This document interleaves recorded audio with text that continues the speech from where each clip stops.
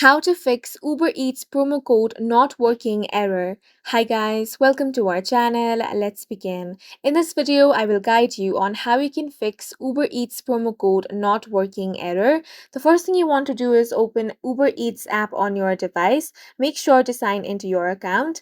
Now, if you have a promo code, you want to tap on the account option at the bottom right corner of your screen. Then from this list, tap on the promotions option.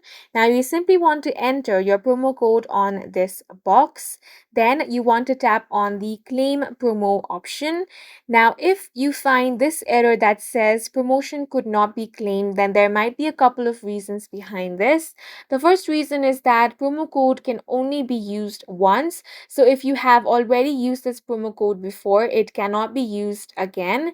The next thing is that promo code has different terms and conditions. So make sure that you're using this promo code only in the location where it can be applicable.